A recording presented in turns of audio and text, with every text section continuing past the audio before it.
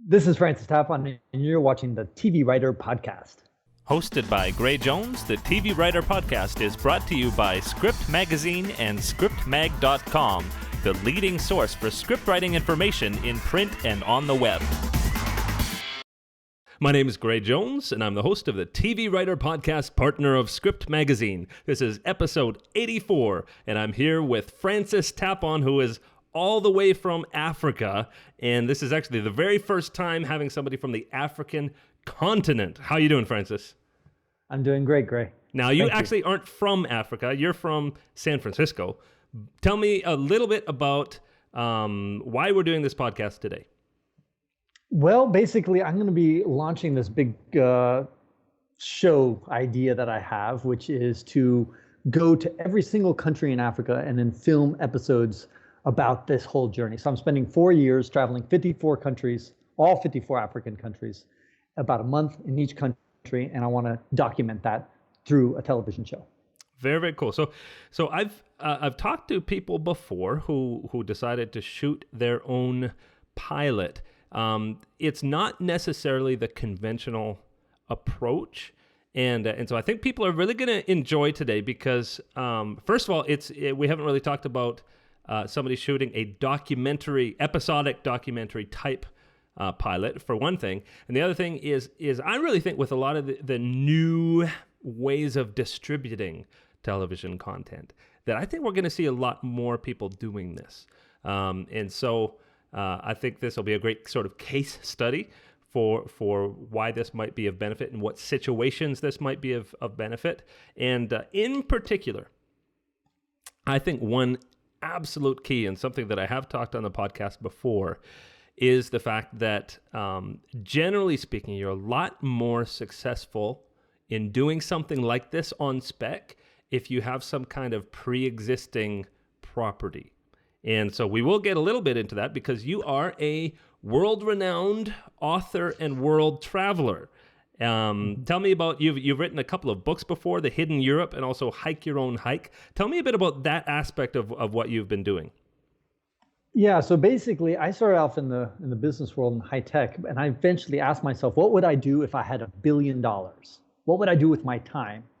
And I realized, I'd just be traveling the world. If I had, had that much money, I'd just be going off. So I decided, well, why not just restructure my life in order to just do that? And so that's what I did. And from there, I decided, well, I don't want to just travel. I want to write about it and kind of share some of those experiences with people. And so that's why I wrote those two books. One is about hiking the Appalachian Trail, and then later I did the Pacific Crest Trail, and I walked from the Continental Divide Trail, went from Mexico all the way up to Canada and walked back that way. It was 7 months, about 5,600 miles, or about 9,000 kilometers. It was a crazy trip, and that kind of put me on the map, if you will, for a lot of backpackers and people who are into outdoor stuff, because nobody had ever done that round trip before. Mm-hmm. And then from there, I decided to go to Eastern Europe, and I realized I don't want to just be the Mr. Backpacker guy. And so I wanted to capture cultural sides of countries as well, not just their wilderness. And so I went to Eastern Europe for 3 years, 25 countries, and I wrote a book, 1 chapter per country. And then finally came Africa, 54 countries. I figured 54 chapters to write a book. But then I thought, why not go one step further and capture it visually? Mm-hmm. And so this is it's very unique. The whole idea. I mean, it's an excellent idea for a series, and it really makes sense because, and I know you mentioned on your website a lot about why you wanted to call this, the name of it, The Unseen Africa, is because most people from North America and a lot of people around the world think of Africa as this just one big country. And That's right. It's not. So tell me about why you wanted to go the unseen Africa instead of the seen Africa, so to speak. Yeah, I just love, it's like the title of my second book. It's called The Hidden Europe, because it was the same problem in some ways. When people talk about things that are European, inevitably it's something about France, Italy, Britain, Germany, Spain, Western Europe. Then what about that other Europe, that hidden Europe? All the stuff like Slovenia, Slovakia, Croatia, Serbia. And so Africa suffers from some of the same problem. We kind of have this, like you say, we think of it as one country. And I just know there's a lot more granularity in there. There's got to be some differences in between Guinea and Guinea-Bissau. These are two different countries. And, what's the difference?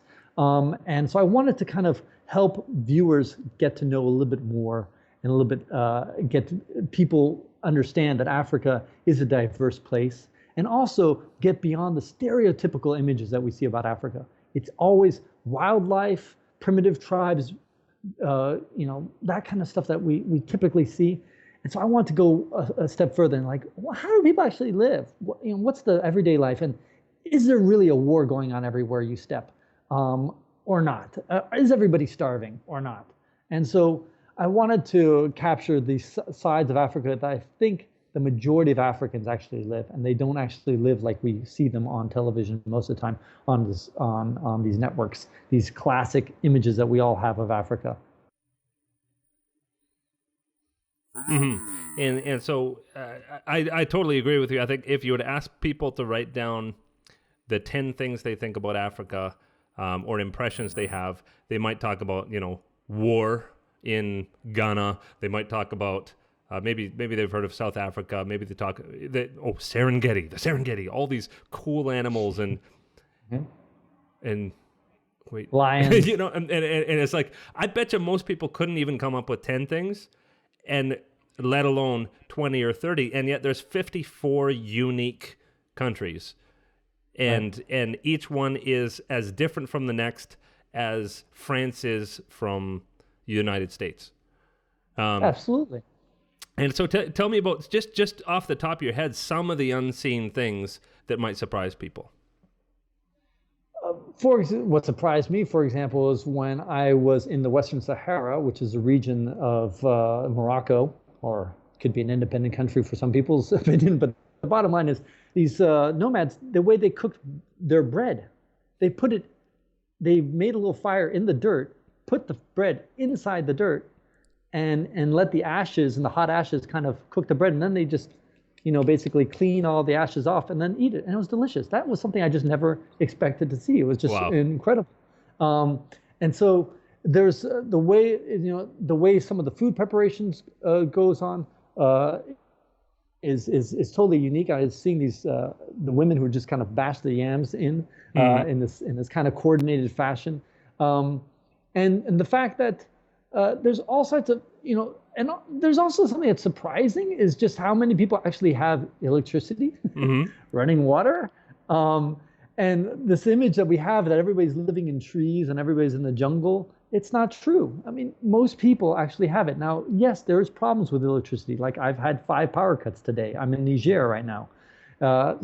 But in general, it's a lot more civilized, if you will, than we imagined for those who've only seen stuff on television. Right. Like there's lots of entrepreneurs. People have internet, cell phones. And tell me a little bit about, in particular, about the cell phones, how that's significant. Well, 80% of the people have cell phones, and there's actually more cell phones than people in Africa. There's 1.1 billion people, and there's probably about 1.2 billion cell phones. But that's because, of course, some people have 2 or 3 cell phones. And the thing is that what's fascinating is that people can use their cell phones to send money to them. They're basically mini bank accounts. And so you've got your cell phone, and if you go up and you want to pay for your gasoline, to fill up your tank, you can just send an SMS. When you get to the gas station, they have a certain number, and boom, you just type it in, boom, and you send like $30, boom, they'll give you gas through your cell phone.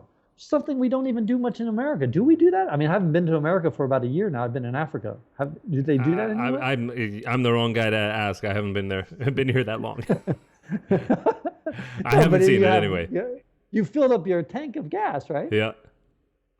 I have. I mean, I haven't used my cell phone. I know people are using their cell phones to pay for like Starbucks, but yeah, I know that. But anyway, the bottom line is, here in Africa, there's in certain pockets, especially in Kenya. Kenya's the big leader in this, using what's called mobile money. In other words, right there on your cell phone. It's something that you're just not.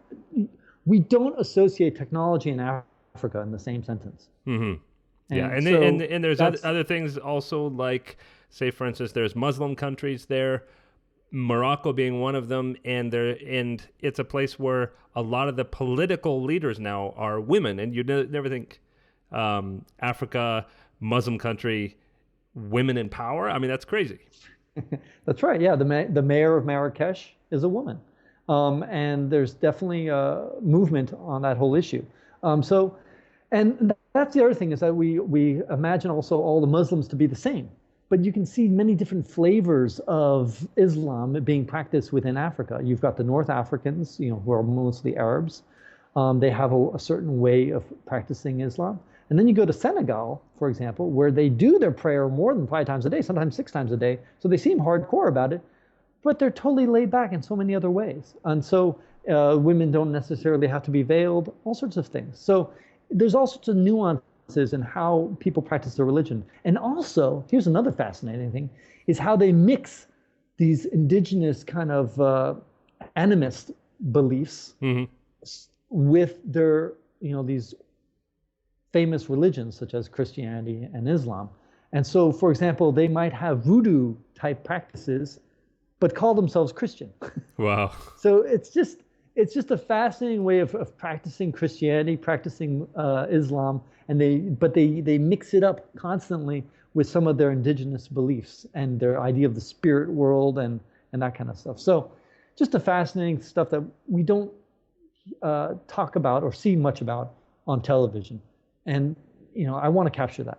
Very, very cool. So you've got a great idea. And I do want to mention, this is a TV writing podcast, but in particular with TV writing, the goal of most people is they want to get their content on the air. It's like, I want my show to get on the air.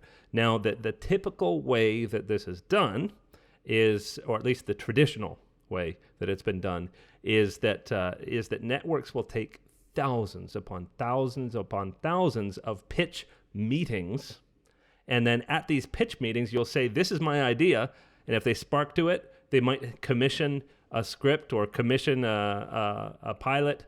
With reality TV and documentary TV, you might do a sizzle reel, so to speak, of maybe some sample footage of your host in action.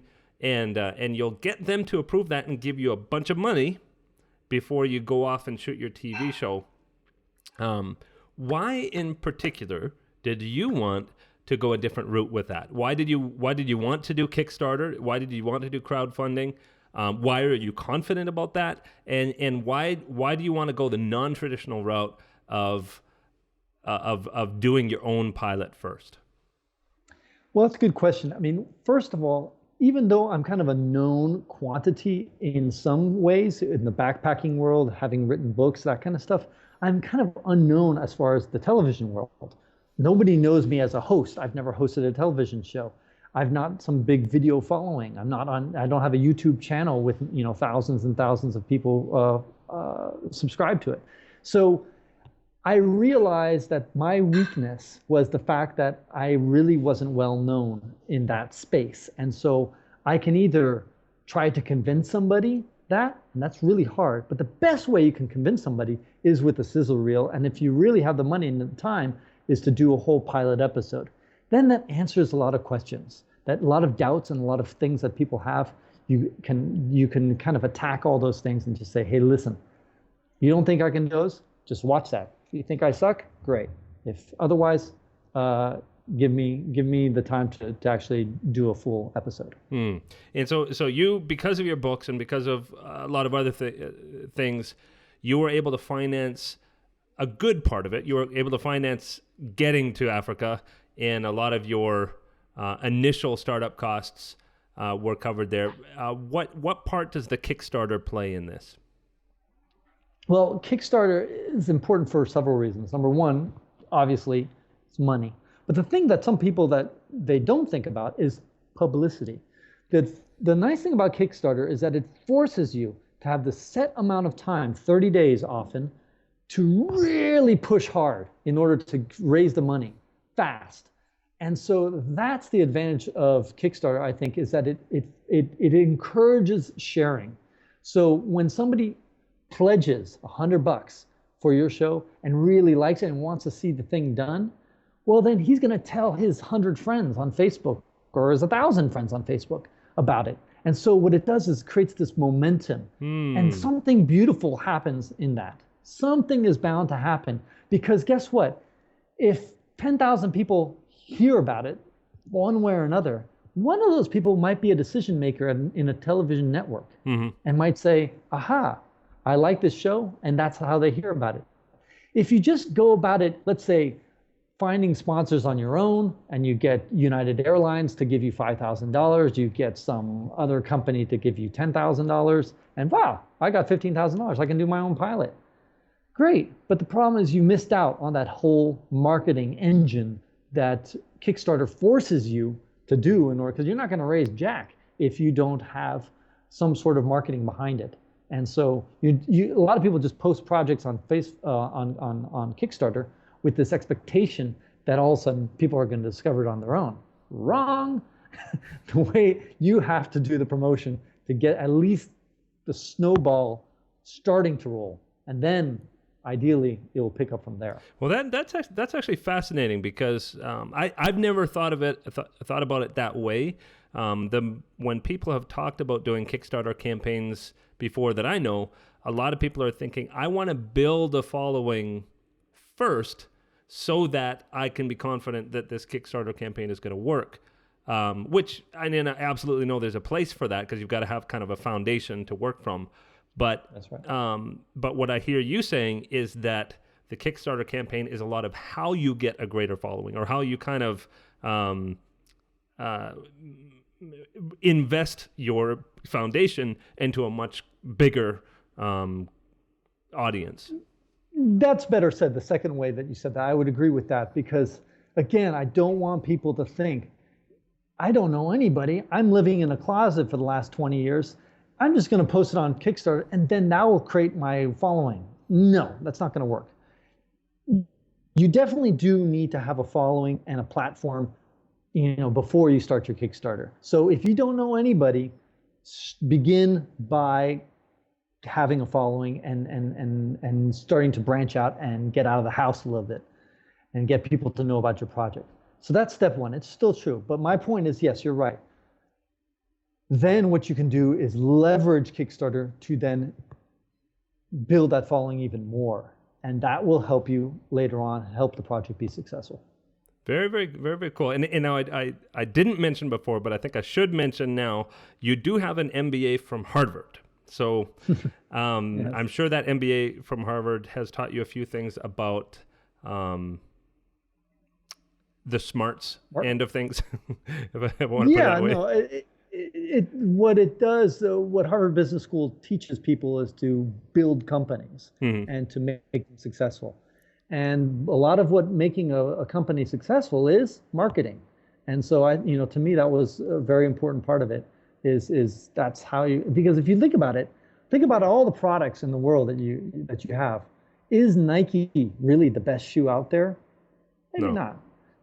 Is Microsoft operating system the best operating system out there? No. So on and on. There's a lot of times where the number one market share leader is not the best. So marketing plays a big role. And so I kind of bring that to the table when it comes to whatever I have to do. And so tell me more about so as you're doing this pilot, and the Kickstarter is a part of making that happen, part of finishing the pilot, so to speak, so that it's ready for broadcast. It's ready for broadcast, but what happens then?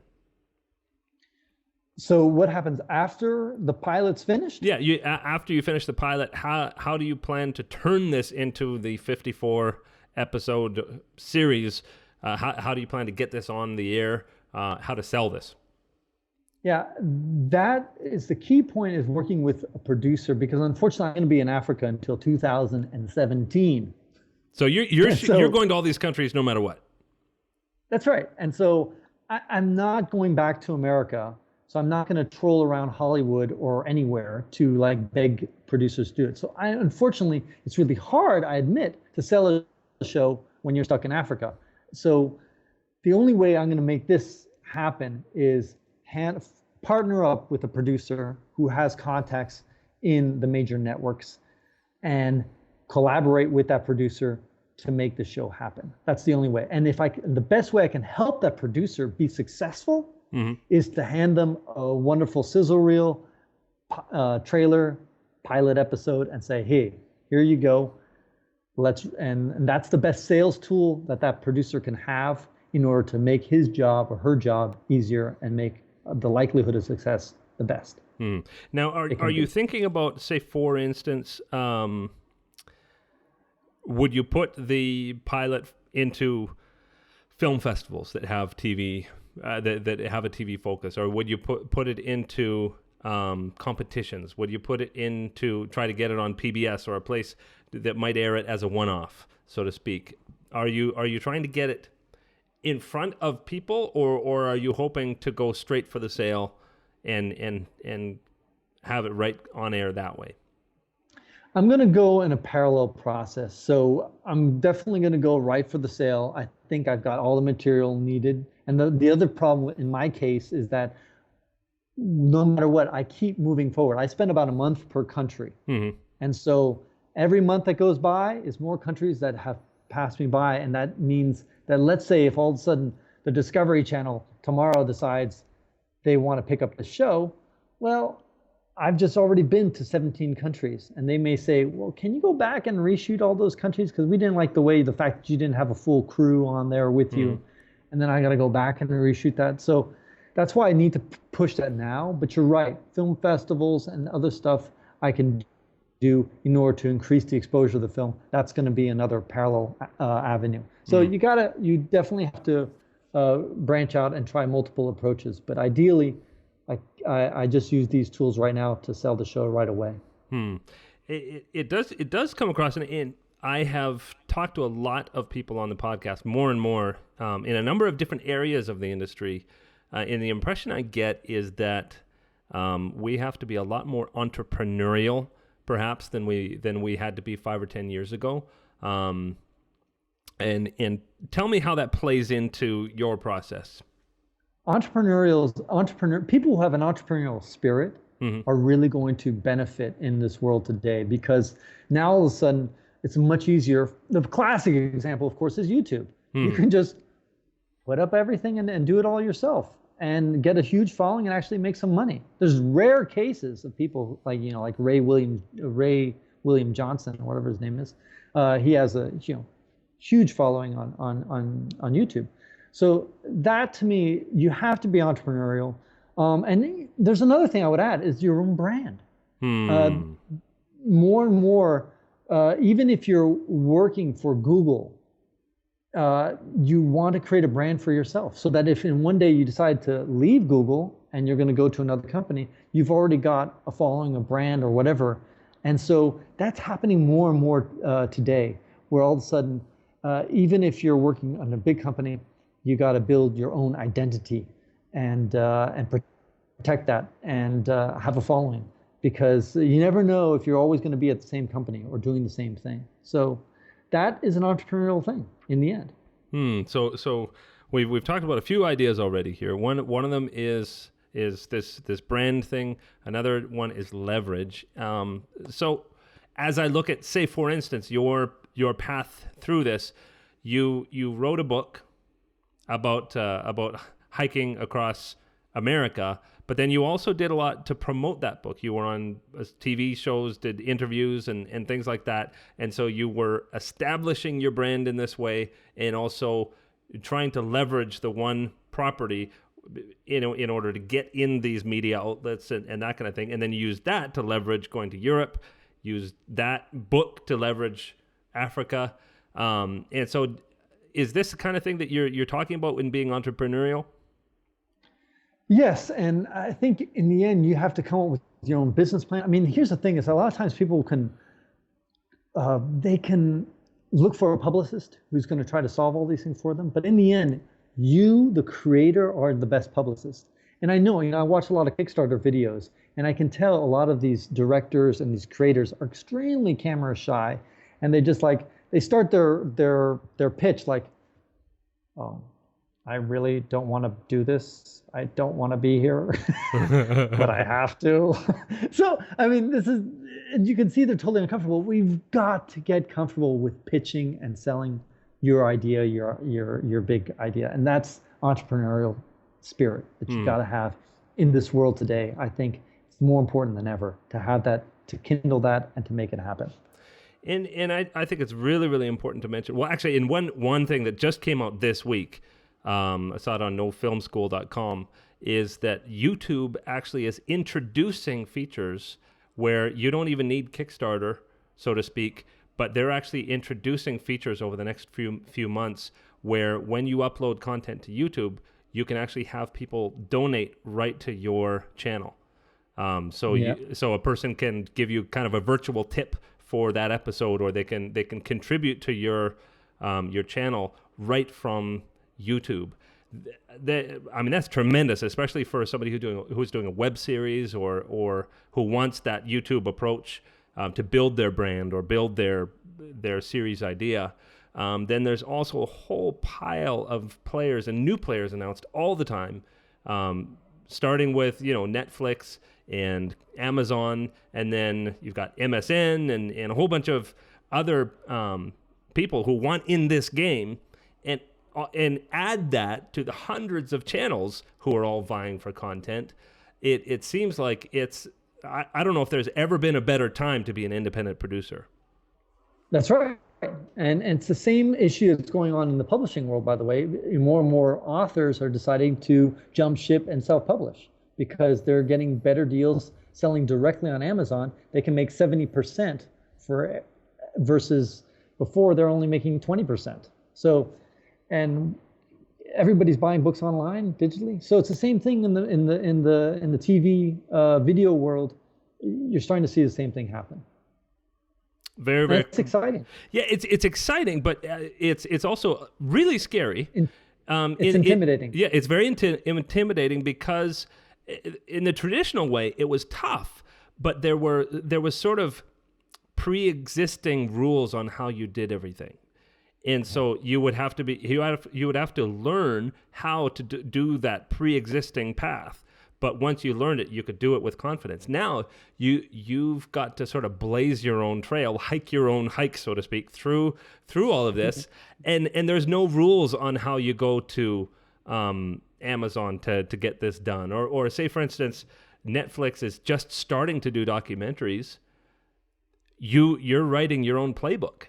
If you go to a player like that and say, I want you to do this, here's why I think you should, even though you've never done it before. All right.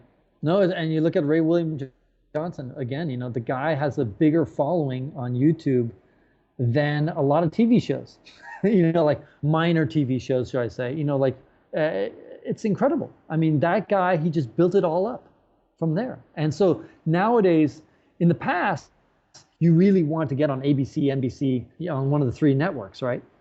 Well, then came cable, then came satellite television, now comes the internet. And so there's just so many different ways you can go about getting your message or getting your work sold and making a living effectively. And yeah, it's intimidating, all the options, but overall, I would say it's a good thing. Mm-hmm. Very, very cool. So probably the thing that we need to do at this point is talk about the Kickstarter campaign and this particular project. Tell me about the Kickstarter campaign more specifically. How long does it run? When does it run? What do people get if they give towards this? Why do you think they should, etc.? It starts on May 25th, 2014, and it lasts for 30 days. And so it's basically the best way to see it. Well, I guess you're going to have a link to it, but it's the way Kickstarter works is that you offer rewards. So it's not just beg me, give me some money, please, give me $100, give me $20. But no, give me $20 and I'm going to give you a gift. And so that's basically, I structured it, got a ton of thousands and thousands of dollars of rewards. And the idea is you encourage people that way to give you some money, and then you use the profit in order to produce the show. Very, very cool. And so with this Kickstarter, people can find out more information at africa54.com is the place. Yeah, that's an easy way to remember it. Or if the other way is to remember it is theunseenafrica.com. But I think Africa 54 is more memorable for most people just hearing it. And your own website, francistapon.com, Also That's right. covers a lot more other things like your books and things like that. Everything, yeah. And you can get to my website through Africa54.com as well. By the way, if you're hearing it's pouring rain. We're in the Sahara, but it's actually in rain season. It's raining. It hasn't rained in like so long. Incredible. Very, very cool. And actually, there's a trailer on that Kickstarter page that shows, just gives a much more of a taste for what this is about. Yeah, there's actually 2 videos that you can see there. One is the trailer, 3 minutes, and then the second video is about the actual pitch, like my appeal to people. So they're both worth watching. They're both fun. Yeah, very cool. So hopefully the Kickstarter campaign will succeed, and you can put the finishing touches on this pilot episode, get it all mixed and color corrected and ready to go. But tell me about you have shot all of this now. You've shot like over 10 countries. What have you learned through this process that might be, say if somebody else were to want to shoot their own documentary style episodic series and wanted to shoot their own pilot, what advice could you give them that would help them get started, maybe help with some of the mistakes that you've made that they wouldn't have to make, etc.? Use a tripod. So yeah, a lot of times I take shots and I don't use the tripod, and then afterwards I look at the shot and you think you're holding it steady, but you're not. Mm-hmm. So that's a big one. But there's so many different things to do that you could learn. By the way, is it annoying you, all this noise? It's fine. All right. So basically, you have to, as much as possible, in an ideal world, get an idea of what you want people to see. In my case, I made the mistake, if you will, of just going about and just shooting anything I saw because I had the luxury of time, which is very different than I think most TV shows where they're very structured. I had the exact opposite. I just went out there and decided to wing it every single day and let serendipity take it. But I think that if somebody else wants to do their own thing, you do want to kind of plan it out and have a fixer who kind of helps you out and plan out your day. That's one of the critical things. The other thing is, try as soon as possible in the process to make your initial episode, because you're going to learn a lot making that initial episode, as opposed to, in my case, I waited a year, a shot for a year before I actually cut anything. Wow. So, but that was mainly because of a series of problems on my end, technical issues and people issues and finding editors, that kind of stuff. But that wasn't my original plan. But make sure if you decide to do this, to get it done quickly, right from the start. Cool. And would you recommend working up to it, maybe doing smaller videos first, or do you think it's valuable to just go ahead and shoot the whole thing? Well, I mean, shooting the whole thing is expensive, for sure. And so most people can't afford that. And most people are going to just want to shoot a sizzle reel. And you can do quite a bit with just a sizzle reel, and you can make a very nice one. So, but if you have the money, and especially if you don't have name brand recognition already, then the closer you can get to the final product, the better. So if you can shoot an entire season's worth and you've got the time and money, go for it. Yeah. But, most people don't have that kind of time and money, so all they can get away with is sizzle reel. Well, and I have heard, I interviewed Corinna Mendis on the podcast before. She went and shot her a whole pilot episode for her the series that she wanted to do. And what I heard loud and clear from her is that even if this never gets aired on TV, that she learned a ton doing it, and that whatever next project she did was going to be so much better because of what she learned in the process. Would you say that that's been true of your process as well? Absolutely, yeah. I mean, this is a baptism by fire, and I certainly learned a ton. And I think in the end, school is great. Listening to podcasts and getting kind of, reading books and that kind of stuff, it's all great. Education is fantastic. You got to do it. But in the end, doing doing it is the most important thing. It's the quickest learning tool.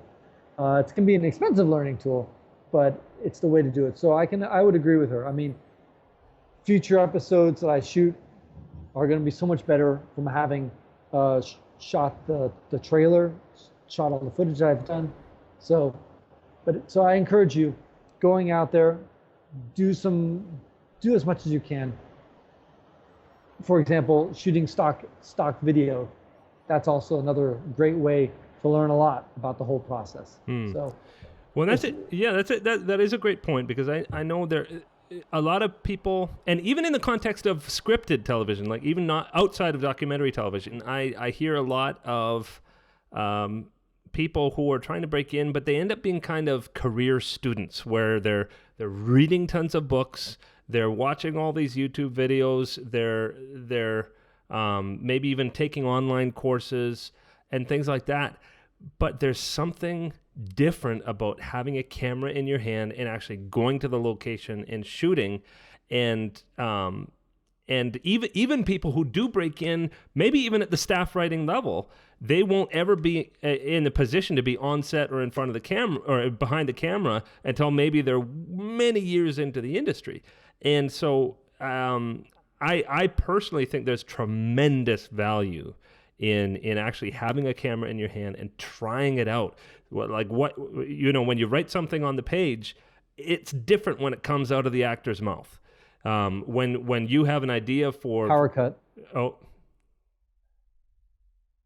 We'll wrap up pretty quick. But anyway, the point is that there's something different that happens when you go out with your camera, and things happen that you could never predict. So that's been your experience? Absolutely. I mean, you do learn.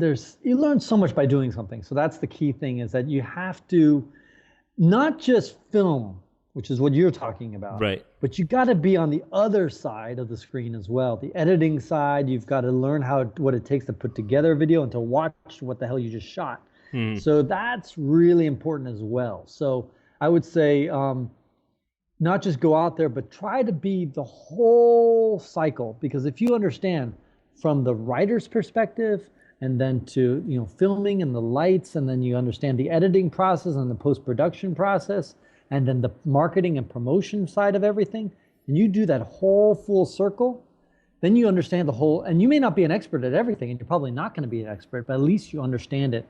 And so then you can, because once you understand, like, oh, I understand what people in post-production like and what it makes it easier if I do it this way, then when you're shooting things, you shoot it that way. Or when you write things, your script or whatever is more clear for people when you understand the people having to read it and execute your script. So that's why it's important to just get involved in the whole process. And that's, again, why being an entrepreneurs typically have to do it all when they're starting small. They benefit because they get all these skill sets that they're forced to have to at least get some level of knowledge. And that's why it's important to go out there and just do it. And I encourage people to do just that. Very cool. And who's to say, I mean, if you found out that Amazon or Netflix was interested, do you care that it's not on the Travel Channel or Discovery? I mean, you've made the sale and you get to produce a show, right? Yeah, that's right. Yeah, it's not about, to me, it's about making a living doing what you love to do. And so I love to travel. And there's a lot of ways to make a living off that.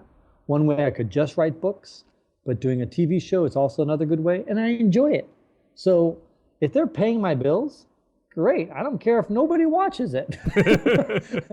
I don't care if they can put it on Amazon in some corner. Nobody sees it, gets 5 views. My mom watches it 5 times. That's good enough for me. And as long as they're paying my paycheck, hey, that's good. So, you got to do what you love, and eventually you'll find a way to make money. Very cool. Well, I think that's a great place to end it up. So I urge everybody to go to francistapon.com, africa54.com, theunseenafrica.com. Any of those places, they can get information about the Kickstarter, about your books, about your work. You've got a blog postings that you do there about fascinating stuff about hiking and backpacking, and as well Twitter @FrancisTapon. At F Tapon. Just F Tapon. At F Tapon. Okay. So so definitely if people are And that's interested. my YouTube channel is also F Tapon. So F my first Tapon. initial. Yeah. Okay. Yeah. And in particular, if people are interested about this journey that you're already on, they can find out a lot of updates in any of those places. That's right. Really Very cool. appreciate you having me on, Gray. Yeah. Well, best of luck to you. I hope your power stays on a little bit more.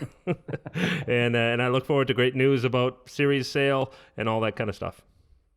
Thank you. Thank you all for watching. Bye-bye. Visit tvwriterpodcast.com for tons of resources, including a TV Writer Twitter database with over 1,000 writers, links to hundreds of free TV scripts, pilots, and Bibles. You can find the audio-only versions of this podcast through the Script Magazine iTunes feed. You can also find the video version at plenty of places: iTunes, blip.tv, YouTube, tvwriterpodcast.com, and of course at scriptmag.com. I want to thank this week's sponsors: Total Training, thousands of hours of online training at totaltraining.com. Rode Microphones at rodemic.com. Indie System, affordable US-made camera support gear at indiesystem.com. Red Giant software effects plugins at redgiant.com. Elgato, makers of ITV computer-based DVRs at elgato.com. For information on how you can advertise your product, service, or yourself for as little as $30, visit tvwriterpodcast.com and click on Advertise. Thanks for joining me. Look forward to seeing you next time. Bye-bye. Hosted by Gray Jones, the TV Writer Podcast is brought to you by Script Magazine and scriptmag.com, the leading source for script writing information in print and on the web.